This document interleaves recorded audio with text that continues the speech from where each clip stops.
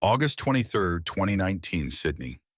The sky was clear, the sun glistened on the ocean's surface, and passengers gradually boarded the luxurious liner Aurora Bell. The two-week cruise promised carefree relaxation, unforgettable sunsets, and endless entertainment. Among the travelers were Jason and Selena Clark, newlyweds. For them, this wasn't just a vacation, it was their honeymoon, the beginning of a new chapter in their lives. Jason, a 28-year-old architect, had spent his life striving for stability and order. Selena, a 30-year-old scientist, was accustomed to seeking truth in facts and logic. They complemented each other perfectly. Together, they felt safer. They had no idea that someone was already watching them. Amidst the crowd filling the decks, one man stood out, a figure in a dark suit looking unnaturally serious for the lively setting. His name was Daniel Crawford. Cards, psychology, and deception, these were the three things he excelled at. Alongside the Larson brothers, Matt and William, he never saw people as individuals, only as opportunities. That first evening, Selena noticed Daniel watching them intently, raising his glass in a silent toast. She met his gaze for a moment, but quickly looked away. "Did you see that man?" she asked Jason quietly as they sat in the ship's restaurant. "Who?" "The tall one in the black suit. He's been staring at us." Jason glanced around but saw nothing suspicious. "Probably just a coincidence," he said with a smile, taking a sip of his wine. But it wasn't a coincidence. The next day, while they were relaxing by the pool, William Larson accidentally bumped into Jason, spilling a cocktail over him. "Sorry, mate," he said with an overly friendly grin. "Didn't see you there, you." Jason brushed it off, no harm done. But Selena had a feeling this wasn't just an accident. That evening, they decided to try their luck in the ship's casino. Jason sat down at a poker table while Selena watched. Nearby, Matt Larson was seated at another table, his eyes seemingly tracking Jason's bets with great interest. It never crossed their minds that, from that moment on, they had become targets. That every move they made had already been anticipated, every step calculated. The game had begun, and the stakes were far higher than they could ever imagine. The Aurora Bell sailed farther from Sydney, its gleaming hull cutting through the endless blue of the Pacific. The air was thick with the scent of salt and adventure, the atmosphere on board vibrant and carefree. Passengers lounged by the pools, sipped cocktails under striped umbrellas, indulged in gourmet dining, and danced beneath crystal chandeliers. For Jason and Selena Clark, it felt like the perfect escape, an idyllic start to their shared life. They had no idea that the very foundation of their paradise was beginning to crack, that their every move had been marked, their presence on this ship already noted by those who thrived in the shadows. Daniel Crawford watched them from a distance, his expression unreadable, his mind calculating. The Aurora Bell wasn't just a cruise ship to him, it was a playing field, a carefully designed stage where people revealed their weaknesses without realizing it. He and the Larson brothers, Matt and William, had perfected their methods, turning manipulation into an art form. They selected their marks with precision, drew them in with ease, and then, when the time was right, stripped them of everything. Crawford had seen it happen 100 times before. The game had rules. The game had winners and losers, and Jason Clark had just been invited to play. It started subtly, a series of carefully orchestrated encounters that seemed like chance. Jason and Selena found themselves repeatedly crossing paths with the same people.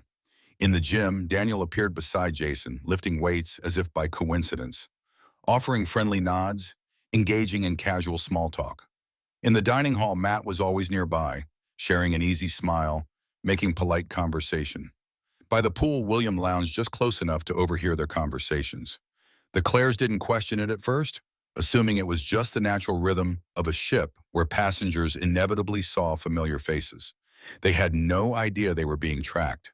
Their neighbor, David Hall, noticed before they did. A retired security officer with a habit of analyzing patterns, he watched from the sidelines, his instincts prickling. He observed Crawford's subtle glances, the way the Larson brothers positioned themselves, the way Jason was gently being nudged into something beyond his control. But Hall knew better than to interfere too soon. He needed proof, and for that, he needed to wait. The real test began that night. The ship's casino was a world of shimmering gold, in deep mahogany, its atmosphere thick with anticipation and wealth. Jason felt the thrill of the game as he settled at the poker table, confidence in his sharp mind and calculated risks. The cards felt right in his hands. The bets came naturally. He played well. He won. Daniel watched from a distance, noting every reaction, every flicker of Jason's excitement. The man was good, but more importantly, he was proud of being good. That was the key. When an hour had passed and Jason had accumulated a solid win, Daniel made his move. He approached with practiced ease, his voice smooth, his invitation perfectly timed. The VIP poker lounge, where the real players sat, where the real stakes were set, where the game was not just about cards, but about trust, ego, and deception. Jason hesitated. Selena voiced her concern, but the rush of winning clouded his judgment, made the decision for him. He followed Daniel through the velvet curtain, stepping into the unknown. Selena waited for him in the lounge, watching the minutes slip away.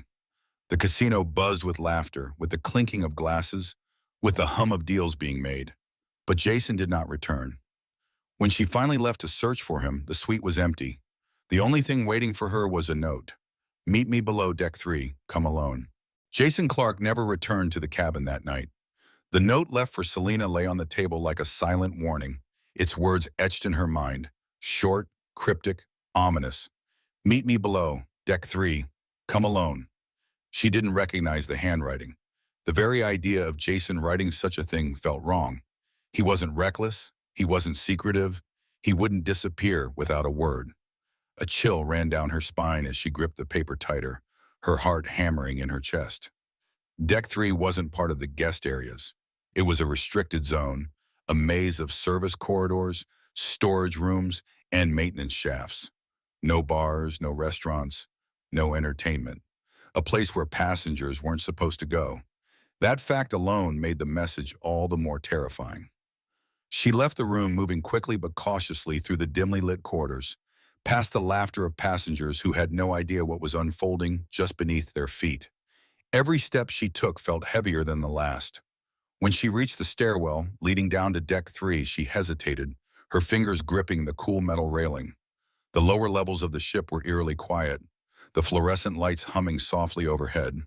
The air was colder here, damp with the scent of metal and machinery. She stepped forward, the silence swallowing her whole. Security cameras lined the hallways, their red lights blinking like tiny, watchful eyes. Later, those very cameras would provide the only trace of Jason's movements. At 2:30 a.m., he had been recorded descending the stairs, his steps purposeful, his expression unreadable. He had walked alone. That was the last anyone had seen of him. At 2:45 a.m., another camera caught Daniel Crawford and the Larson brothers following in his footsteps. Their approach was slow, unhurried, almost casual. At 3:15 a.m., the same camera recorded them leaving. Jason was no longer with them. Selena reached the end of the corridor, her breath shallow, her pulse pounding. A single door stood before her, slightly ajar. Inside, the room was dark, the only illumination coming from a flickering emergency light in the corner. Her fingers trembled as she pushed the door open wider, her eyes scanning the emptiness for any sign of her husband. Nothing. No Jason, no movement, just an unsettling stillness that made her skin crawl. Then she saw it, a piece of torn fabric caught in the metal grating near the floor. White, a familiar pattern. The same shirt Jason had been wearing that night. Her stomach twisted as she reached down, her mind racing with possibilities, none of them good. She turned sharply at the sound of approaching footsteps. Heavy, measured. Someone was coming. She pressed herself against the cold metal wall, her breath caught in her throat. The door creaked. A shadow loomed in the dim light. But before she could see who it was, the ship's intercom crackled to life, announcing a routine safety drill. The distraction was enough. The figure hesitated, and then, just as quickly, it disappeared back into the corridor. The next morning, Selena reported Jason missing. At first, the crew dismissed her concerns, offering reassurances, suggesting he had simply wandered off or fallen asleep somewhere after a long night of drinking. But when hours passed with no sign of him, their attitude shifted. Security reviewed the footage. The evidence was clear. Jason Clark had entered deck 3. Jason Clark had never left. The search began immediately. Crew members combed the lower levels, checked every locked room, scoured the emergency exits. And then, in a quiet, forgotten corner of the ship, a security officer found something. A metal railing near an access hatch, smeared with something dark, sticky, red. The stain was unmistakable. Selena Clark refused to accept silence as an answer. She stormed through the ship, demanding explanations, forcing the crew to acknowledge what they were too afraid to admit. Her husband had vanished without a trace, and the only clues led to the one place passengers were never supposed to go. The discovery of blood near the access hatch changed everything. What had begun as a missing persons case now carried the weight of something far more sinister. The stain was fresh, the smear uneven, as if someone had struggled. Security cordoned off the area, but Selena forced her way through, her mind spinning with 1,000 unspoken fears. It wasn't just blood, it was evidence, the first tangible proof that something had happened to Jason. But where was he now? Who had taken him? And why? The captain, a man with years of experience navigating both seas and scandals, ordered a full-scale search of the ship. Crew members scoured every deck, checked every corridor, inspected every restricted area. They questioned passengers, cross-referenced security footage, examined access logs. But Jason was gone. He wasn't in any of the cabins, hadn't used his key card since the night before, hadn't been seen by any staff past 2:30 a.m. The walls of the ship, once grand and inviting, now felt like a prison. Somewhere inside its vast structure, the truth was buried, and Selena wasn't leaving until she unearthed it. Daniel Crawford and the Larson brothers were called in for questioning. Their names were the last on the security logs that night. The footage confirmed they had followed Jason down to Deck 3, yet when they sat across from the ship's security officers, their faces remained calm, their voices steady, their alibis seamless. They claimed they had been in the casino, gambling until sunrise, never having left the public areas. They denied knowing anything about Jason's disappearance. No panic, no hesitation, no cracks in their stories. But Selena saw it. The flicker of calculation in Daniel's eyes, the way Matt Larson swallowed hard before answering, the stiffness in William's posture. They were lying. The ship's crew had no legal authority to detain them. Without a body, without direct proof, without witnesses, there was nothing to charge them with. The reality of the open ocean worked against Selena. No police, no outside jurisdiction, no immediate backup. The ship was its own isolated world, and in this world, evidence could be erased, and bodies could vanish into the abyss. Rumors spread among the passengers, whispers of another disappearance, one that had happened a year before on this very ship. A man had gone missing under eerily similar circumstances. No witnesses, no answers, just an empty cabin and a name that faded into obscurity. The case had been written off as an accident, a tragic fall overboard in the dead of night. Now, with Jason's disappearance mirroring the past, the questions became impossible to ignore. Selena pushed harder. She demanded a deeper investigation, insisted that Crawford and his men be isolated. But the captain, despite his concern, was bound by maritime law. Until they reached port, his hands were tied.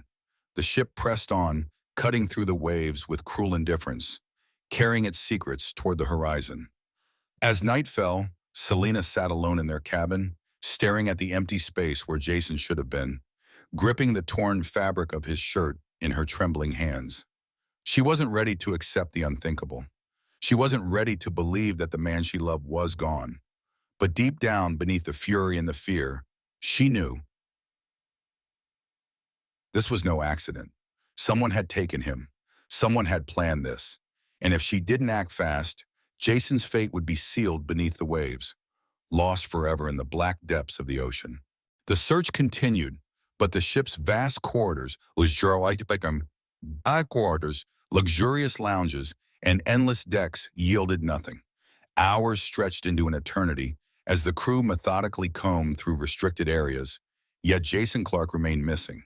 The blood found near the access hatch had been tested. It was human. No one said it outright, but the implications were clear. Selena refused to believe it belonged to Jason. She clung to the hope that he was alive, that somewhere on this ship, he was waiting for her to find him. But logic gnawed at that hope, whispering a darker truth. If he was alive, why hadn't he come back? Why was there blood at all? Why had the cameras shown Daniel Crawford and the Larson brothers leaving deck 3, but not Jason? The answer was there, just beyond her reach, lurking in the spaces between what she knew and what she feared. The ship's security team intensified their efforts. Officers interrogated staff, rechecked the footage, mapped out every possible route Jason could have taken. The investigation turned toward the emergency exits, particularly those leading to the exterior decks. If Jason had been forced overboard, the open sea would have swallowed him by now. The idea sent a fresh wave of nausea through Selena, but she refused to accept it. She retraced Jason's last known steps, playing every scenario through her mind, trying to see what he had seen, feel what he had felt. She returned to deck 3, this time with security at her side. The dim, sterile corridors smelled of oil and steel, the hum of machinery filling the silence. The access hatch stood open, the railing still smeared with dark stains. She reached out, her fingers hovering over the metal, as if touching it would somehow bring her closer to him. A crew member called out. They had found something near a storage compartment, hidden in the shadows where the security cameras didn't reach, lay a small object, a cufflink. Gold, engraved, not Jason's. She recognized it instantly. She had seen it the night before in the casino, catching the glint of it beneath the warm glow of chandeliers. It belonged to Daniel Crawford. A heartbeat of silence passed before the lead security officer picked it up, his expression unreadable. The discovery changed everything. A misplaced object could be explained. A blood-stained railing could be coincidence. But together they formed a pattern that couldn't be ignored. Selena's demand for action became impossible to dismiss. The captain made a decision. Crawford and the Larson brothers were to be confined to their cabins under surveillance. It wasn't an arrest, the ship had no authority for that, but it was enough to keep them from slipping away before reaching port. Security knocked on their doors, delivering the orders. Matt Larson protested, his voice rising in anger, but his brother pulled him back, whispering something that made him stop. Crawford, ever composed, merely nodded. He stepped aside, allowing the officers to enter, as if the whole situation amused him. But Selena saw it, the first crack in his facade, a flicker of irritation, a calculation shifting in real time. He hadn't expected this. The ship's crew continued their search, expanding their efforts beyond the interior. The ocean stretched infinitely in every direction, an abyss of secrets that could never be recovered. If Jason had been thrown overboard, there was no bringing him back. But there was still no body, no final proof. And that was the only reason Crawford and his men weren't in handcuffs yet. Selena wasn't willing to wait for confirmation of the worst. She had to act now while Jason's absence was still a question, not a certainty, because certainty meant death. And she wasn't ready to let him go. Not yet, not ever. The 10th day of the cruise began with a storm on the horizon, thick clouds rolling over the Pacific, the winds shifting, the waves growing restless. But the real storm was unfolding on Aurora Belle, where the whispers of Jason Clark's disappearance had transformed into something louder, something dangerous. Passengers spoke in hushed voices, eyes darting toward the security officers patrolling the decks. Toward the cabins where Daniel Crawford and the Larson brothers were being kept under surveillance. The mood had shifted. People weren't just concerned anymore. They were afraid. Afraid that somewhere on this ship, a murderer walked among them. Afraid that Jason's fate was a grim foreshadowing of what could happen to anyone who got too close. Afraid that they too were being watched. Selena didn't care about fear. She cared about Jason. She cared about the truth. And she was willing to do whatever it took to find it.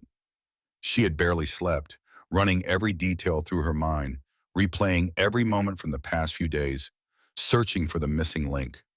The blood near the access hatch, the gold cufflink belonging to Crawford, the security footage showing Jason entering deck 3 but never leaving.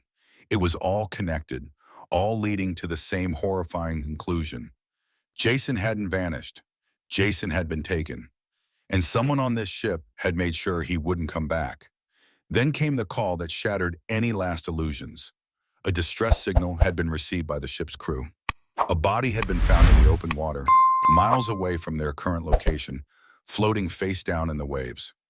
At first, no one dared confirm it was Jason. But deep down, Selena already knew. The crew scrambled to gather information, coordinating with the nearest port authorities, preparing for the inevitable.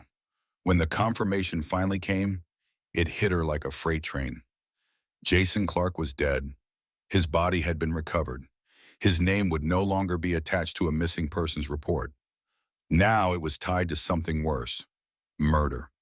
Selena was forced to identify him. The moment she saw him, her breath left her lungs, her world tilted, her body frozen in a state of grief so deep it felt inescapable. His face was bruised, his skin pale, his hands bore the unmistakable signs of a struggle. But it was his eyes, the eyes that had once held so much love, so much life, that broke her. They were closed forever. The medical report confirmed what she had feared most. Jason had not drowned. Jason had been killed before his body ever touched the water. The cause of death was blunt force trauma to the head. The bruises, the cuts, the evidence of restraint, it all painted a picture of something premeditated, something ruthless. He hadn't stood a chance. And now, with the truth laid bare, there was no more room for secrets. Crawford and the Larson brothers were no longer just suspects. They were killers. The ship's security could no longer keep them in the safety of their cabins, no longer pretend that protocol was enough. When the ship docked at its next port, law enforcement was waiting. The moment Aurora Belle stopped moving, officers stepped on board, weapons ready, orders firm. Crawford, Matt, and William were taken into custody.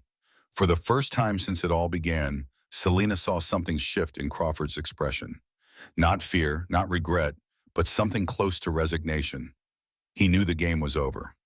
But for Selena, there were no winners. There was only the hollow echo of justice, the weight of an ending she never wanted. Jason was gone, and nothing, not a confession, not a trial, not even a conviction, could bring him back. The wheels of justice turned slowly, but they never stopped. From the moment Daniel Crawford and the Larson brothers were taken into custody, the case of Jason Clark's murder became a storm in the media, a headline that refused to fade. The honeymoon tragedy, the cruise ship killers, the calculated execution of an innocent man.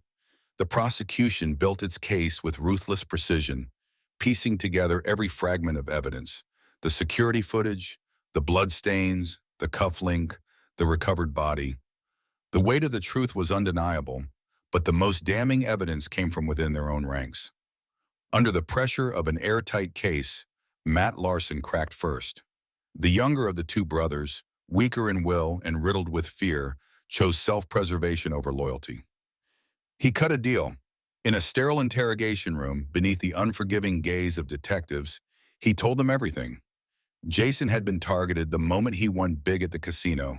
Crawford had seen the potential, had tested his limits, had lured him into a trap. The invite to the VIP lounge hadn't been a privilege, it had been a setup. They had baited Jason into thinking he was in control, pushed him to feel invincible, then led him to where they wanted him to be, Deck 3, the restricted area, the place where no cameras could see what happened next. When Jason refused to hand over his winnings, when he fought back instead of surrendering, things spiraled out of control. Crawford had struck first, a calculated blow meant to incapacitate, but Jason was stronger than they had anticipated. He had fought hard, forcing them into a situation they hadn't planned for. Then came the final hit, the one that ended it all, the one that turned a robbery into a murder. Matt claimed they had panicked. Jason was dead, his body a problem that needed to disappear. They dragged him to the emergency exit, lifted him over the railing, and let the ocean swallow him. They thought it would end there, that without a body, without proof, the case would dissolve like the many others before it. But the ocean had rejected their crime. The waves had carried Jason back, placed him into the hands of the authorities, and now there was nowhere left to hide. The trial lasted nearly a year. Daniel Crawford sat in the defendant's chair with the same quiet arrogance, the same cold demeanor, as if none of it mattered. He denied everything. He called Matt a liar, called the evidence circumstantial, called the prosecution desperate. But the jury saw through it. They saw the meticulous planning, the predatory instincts, the years of perfected deception. Matt and William, though equally guilty, had been tools in a larger machine. Crawford had been the mastermind. The verdict was swift. Daniel Crawford, guilty of first-degree murder. Life without parole. William Larson, guilty of second-degree murder. 30 years. Matt Larson, guilty of manslaughter. 20 years, reduced for cooperation. It wasn't enough. No sentence could ever be enough. No amount of justice could undo what had been done. Selena Clark never attended the sentencing. She didn't need to hear the words. She already knew the outcome. She didn't want revenge. She wanted Jason, and that was the one thing the system could never give her. A year had passed since the trial, a full cycle of seasons, of days and nights that felt meaningless, of time that moved forward while she remained frozen in place. Sydney had not changed. The harbor still shimmered beneath the golden sun. The waves still lapped against the bottom. The cruise ships still came and went, carrying hopeful travelers into the unknown. Aurora Belle still sailed, its decks filled with laughter, its halls echoing with music, its grand chandeliers reflecting light as if nothing had ever happened. The world had continued as if Jason Clark had never existed, as if his life had not been stolen, his body not discarded, his name not whispered in the corridors of justice. People forgot. Ships kept moving. The ocean erased its sins. But Selena Clark remembered. She had spent the last year surviving but never living. The trial had been nothing more than a performance, a scripted path toward a conclusion she had never truly cared for. Guilty, life sentences, justice, none of it mattered, and Jason was still gone. She had returned to Sydney because she had nowhere else to go. The apartment they had chosen together remained untouched, their wedding photos still resting on the shelves, their dreams frozen in the air like ghosts. She had tried to run, to escape the memories, to drown herself in work, in distractions, in anything that would make her forget. But forgetting was impossible. Moving on was a lie. The grief had settled into her bones, a permanent weight she could no longer shed. So she did the only thing left to do. She took the urn that had been sitting on her bedside table for months, the last piece of him she had, and she walked to the dock where it had all begun. The place where they had boarded Aurora Belle together, full of hope, full of love, full of the belief that their life was just beginning. The irony burned. She stepped into a small boat, pushing out into the water, the horizon stretching endlessly before her. The sea was calm today, the sky open and endless, the air carrying the scent of salt and thyme. She held the urn tightly, her fingers tracing its smooth surface, her heart pounding against her ribs. She had thought this moment would bring closure, that this act, this final goodbye, would give her peace. But peace was a myth. There was no solace in loss. She opened the urn, watching as the ashes caught the wind, dissolving into the waves, disappearing into the same ocean that had stolen him from her. The same water that had held his lifeless body before spitting him back out. Now it would hold him forever. She had no tears left to cry. The grief had burned her hollow, had taken everything she had left her standing at the edge of a world she no longer recognized. She whispered his name one last time, her voice lost to the wind, knowing he would never hear it, knowing it didn't matter. The boat rocked gently as she sat in silence, watching the horizon. The world would keep moving. The ships would keep sailing.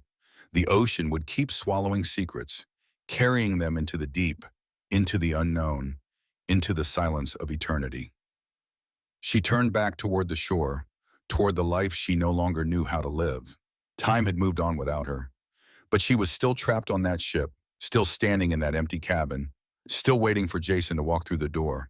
And she knew with a certainty as deep as the ocean itself that some part of her always would be.